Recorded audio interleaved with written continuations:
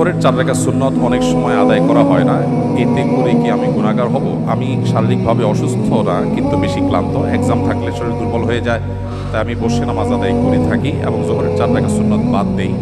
ক্লাসে থাকার কারণে বেশিরভাগ সময় নামাজ কাজা হয়, এক্ষেত্রে আমার করণীয় কি? ধন্যবাদ। প্রথম কথা হলো যে ইমানদারের কাছে নামাজের চেয়ে ইম্পর্টেন্ট কোনো বিষয় নেই। অতএব পড়াশোনার অজুহাতে কিংবা এক্সামের অজুহাতে কোনো অজুহাতেই নামাজকে পেছাবা বা নামাজকে বাদ দেওয়ার কোনো সুযোগ নেই।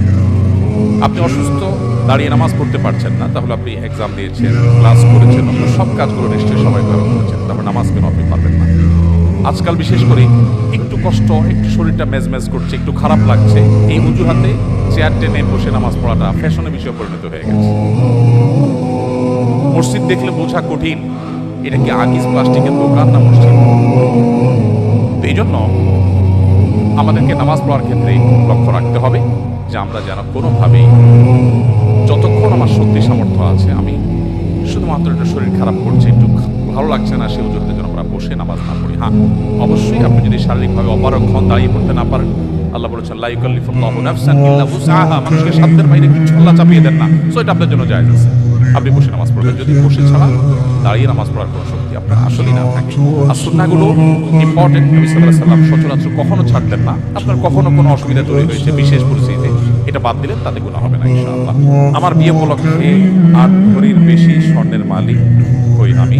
বর্তমানে আমার স্বামী বড় পরিমাণ ঋণ থাকায় এবং আমার আর্থিক অবস্থা খারাপ থাকায় আমি এখন যাকাত দিতে অসমর্থ।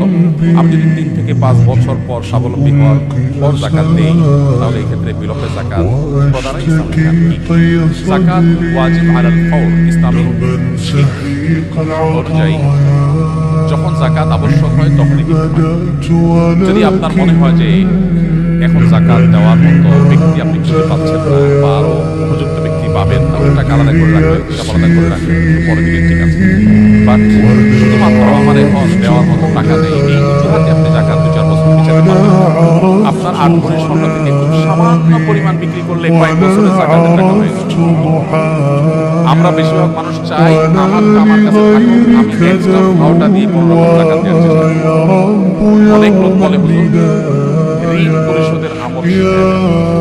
আমি বলি ঋণ পরিশোধের আমল হলো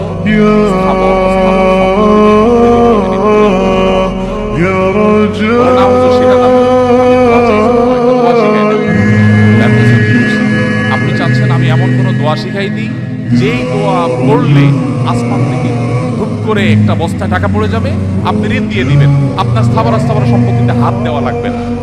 আপনি সেই দোয়া চাচ্ছেন। মুহাম্মদ সাল্লাল্লাহু আলাইহি ওয়াসাল্লাম সেটা আমাদেরকে শেখান নাই। তিনি শিখিয়েছেন আমি ঋণগ্রস্ত, আমার সর্বশেষ সম্বল বিক্রি করে তারপরে যখন আমি পারছি না, তখন আমি আল্লাহর কাছে, তার আগে এবং তখন আল্লাহর কাছে হাত পাতবো। কিন্তু আমরা চাই আমার সব ঠিকঠাক থাকুক, আমি ফাওটা দিয়ে কোনো রকম যাকাত দেই বা ঋণ দেই। এটা মুসলিম সুলভ চিন্তাধারা বা মানসিকতা নয়। নবী সাল্লাল্লাহু আলাইহি ওয়াসাল্লাম বুখারীর হাদিসে বলেছেন কিয়ামতের আলামতসমূহের মধ্যে থেকে একটা হলো যাকাতকে মানুষ জরিমানা মনে করবে, দণ্ড মনে করবে, দিতে চাইবে না।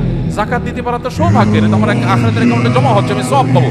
তাহলে সেক্ষেত্রে আমার কেন সামান্য অংশ বিক্রি করে দিতে কার্পণ্য হচ্ছে বা দিতে হচ্ছে, এটা করা উচিত নয়। অবশ্য মেয়ে এখানে প্রশ্ন বোঝা যাচ্ছে না, আপনার স্বামীর ঋণ আছে তাতে আপনার কি?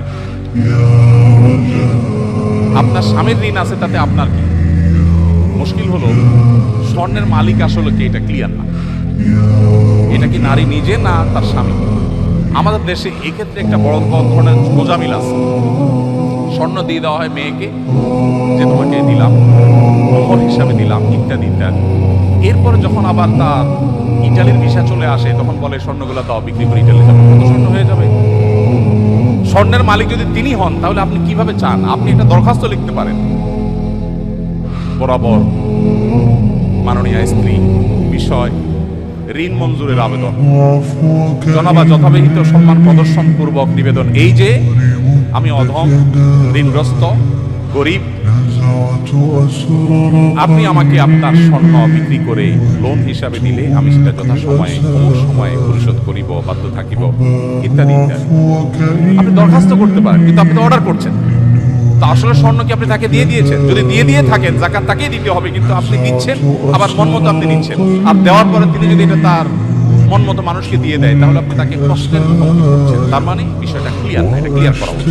আমাদের ডিপার্টমেন্ট থেকে প্রতি বছর ফিল্ড ওয়ার্কে যাওয়া হয় বাংলাদেশের বিভিন্ন জায়গায়। এটা একটা কোর্সের অংশ, যাওয়া বাধ্যতামূলক। এক্ষেত্রে মেয়েদের জন্য শরিয়া বিধান তো আমরা সবাই জানি, নবী সাল্লাল্লাহু আলাইহি ওয়াসাল্লাম বলেছেন, তুসাফিরুল মারআতু ইল্লা মা আদি মাহরামিন, নারীরা মাহরাম ছাড়া সফর করবে না, ট্রাভেল করবে না। ট্রাভেল করে গিয়ে যেখানে থাকবেন সেখানে থাকতে পারেন। আপনি হলে এসেছেন, আপনার বাবা ভাই দিয়ে গেছেন, এরপর আপনি হলে মেয়েদের ঘরে থাকছেন, পর্দার মধ্যে আপনার প্রাইভেসি মেনটেন করে আপনার আত্মসম্মান বজায় রেখে, শরিয়া সেটা নিষেধ করেন। কিন্তু সফরের যে সময়টা, এই সময়টাতে মাহরাম থাকাটাকে আবশ্যক। মরাতান ইসমাইল সাহেব পাকিস্তানের কোনো আলিমরা এবং আরবের কোনো আলিমরা অবশ্য নারীরা যদি অন্য নারীদের সাথে কোনো ট্রাভেলে যান, যেখানে নারীরা তিনি কোনো বিপদে পড়লে তাকে টেক কেয়ার করতে পারবে এরকম মনে হয়, তাহলে সেটাকে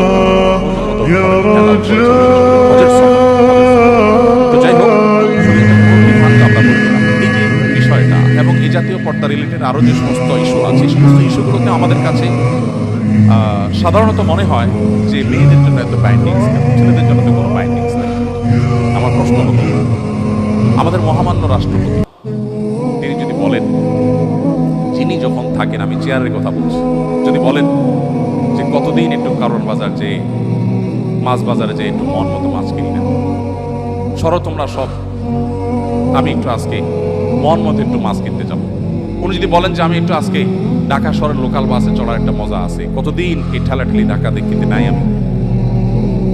আমি একটু লোকাল বাসে পাবলিকের মতো কষ্ট করে একটু ঠেলাঠেলি করে একটু আমি যাত্রা করতে চাই, তিনি যদি বলেন এবং যদি অর্ডারও করেন, তার সে অর্ডার কি তামিল করা হবে? তাকে কি যেতে দেওয়া হবে? এর মানে তিনি আমাদের চাইতে কম সুবিধা ভোগ করছেন, বন্দি জীবন যাপন করছেন, তাকে কোণঠাসা করে রাখা হয়েছে, তার প্রতি জুলুম করা হয়েছে। ব্যাপারটা কি তাই? আজকের পৃথিবী যারা অধিকার প্রতিষ্ঠার কথা বলে, খোদ জাতিসংঘের সদর দপ্তর সহ জাতিসংঘের অফিসগুলো নিয়ে বিবিসি নিউজ করেছে, অন্য কেউ করলে ভিন্ন কথা, যে সেখানে যে পরিমাণ নারী কর্মীরা যৌন নিগ্রহের শিকার হচ্ছেন সেটা অত্যন্ত ভয়ঙ্কর, রেশিওটা অনেক বেশি। প্রিয় ভাইয়ের আমার, আল্লাহ রাব্বুল আলামিন পর্দার যে বিধিবিধান দিয়েছেন, এটা আমাদের মা বোনদেরকে কোণঠাসা করবার জন্য নয়, তাদের মর্যাদা রক্ষা করবার জন্য, তাদের সেভ করার জন্য। উদারতার নাম দিয়ে যারা নবী সাল্লাল্লাহু আলাইহি সাল্লামের আদর্শকে এক পাশে রেখে চলতে চান, তারা ইতিমধ্যে ব্যর্থ প্রমাণ হয়ে গেছেন।